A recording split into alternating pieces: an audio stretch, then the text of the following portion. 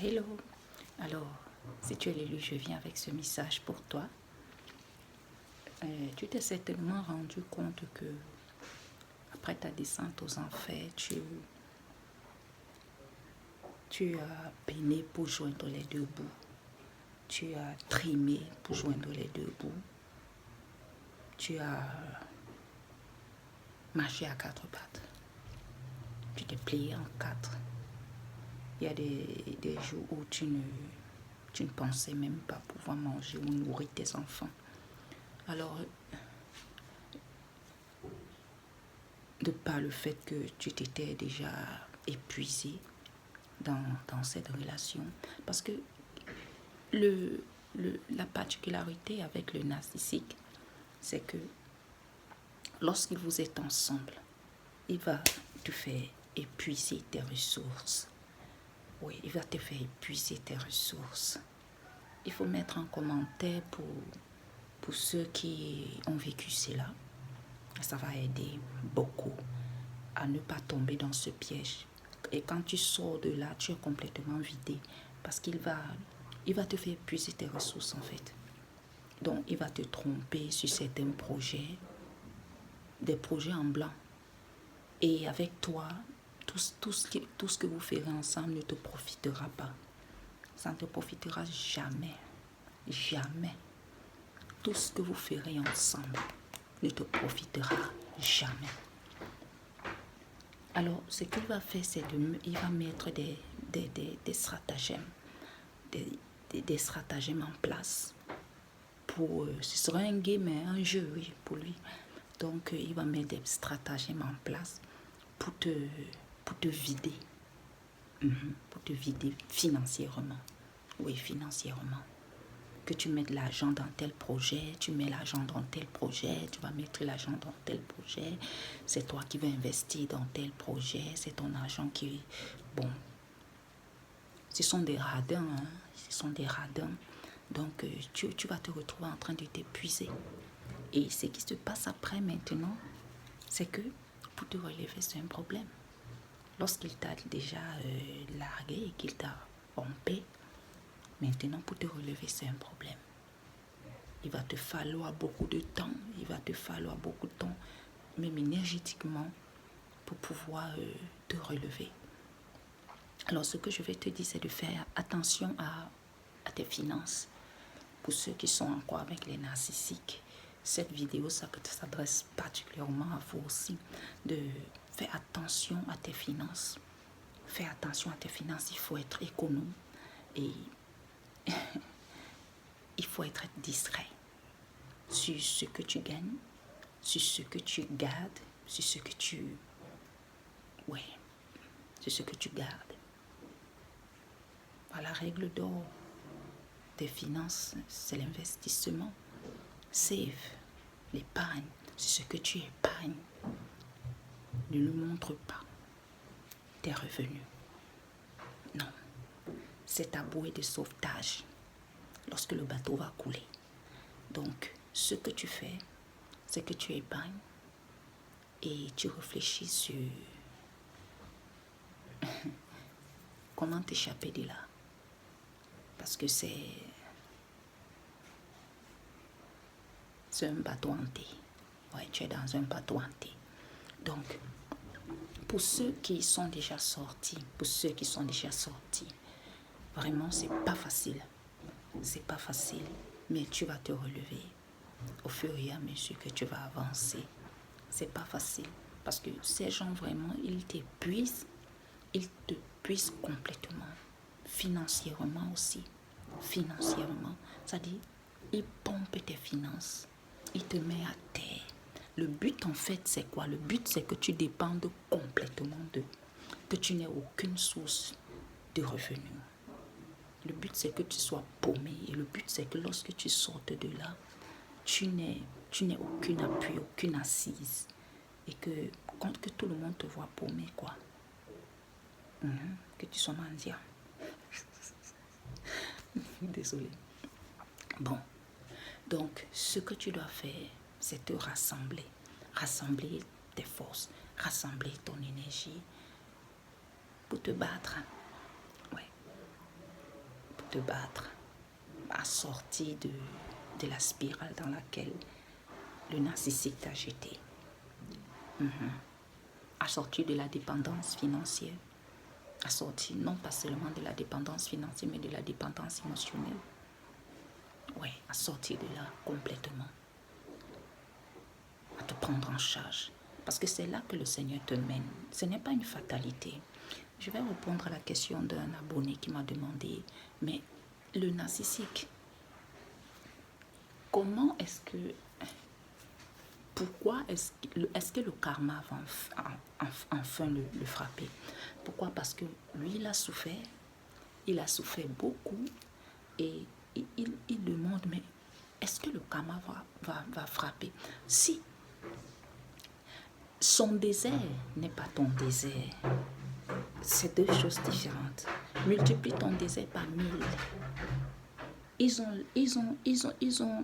ont la capacité de survivre dans le désert. Ouais, les serpents, les vipères anciennes, les zombies, ils ont la capacité de survivre dans le désert. Comment ils survivent? En pêchant, en faisant tout ce qu'il y a, toute la crasse que tu peux imaginer. Toute la crasse que tu peux imaginer. C'est comme ça qu'ils survivent. Toute la crasse, la boue dans laquelle ils vont se vautrer, c'est comme ça qu'ils survivent. Ils ne connaissent pas Dieu. Ils aident loin de la face de Dieu. Ce sont des Caïns, des traîtres. Ils ne connaissent pas Dieu. Ils n'ont pas l'amour de Dieu. Donc, il n'y a que les ténèbres en eux. Et les narcissiques n'existent pas. Ils n'ont pas d'âme. Ils n'ont pas d'âme. Ce sont des démons. Donc, tout ce que tu peux imaginer qu'ils peuvent faire pour survivre, manger, ils le feront. Tu as bien vu avec toi, ils le feront. Ne te casse pas, ils le feront. Ils le feront. Ils ne connaissent pas la justice ni la vérité. Ils ne connaissent pas l'amour, ni la miséricorde, ni la pitié. Tu le sais. Donc, voilà les raisons. Voilà les raisons. Donc, toi, qui as réussi à t'échapper en tant que rescapé sinistré, tu vas apprendre à vivre avec cette nouvelle version de toi. Parfois, ce ne sera pas facile. Tu vas apprendre à vivre avec. Tu vas te relever. C'est de là que vient ta force, ta puissance. C'est de là que tu vas découvrir qui tu es. Ce que tu es en mesure de faire. C'est de là que va partir la plus grande confiance en toi et en Dieu. Tu vas comprendre. Le karma le frappe, mais ça ne le frappe pas directement. Ce que ça va faire, ça prend le temps. Ça prend le temps et ça prend le temps qu'il faut. Et si tu fais aussi ce qu'il faut, ça va frapper autour de lui. Tout ce qui fait son orgueil, son travail, ses relations, son image, parce qu'il tient à son image, tu le sais. Il tient beaucoup à son image. Donc, ce que ça va faire, c'est que ça va frapper son image. Je vais prendre un petit mouchoir, il fait très chaud. Un peu chaud là.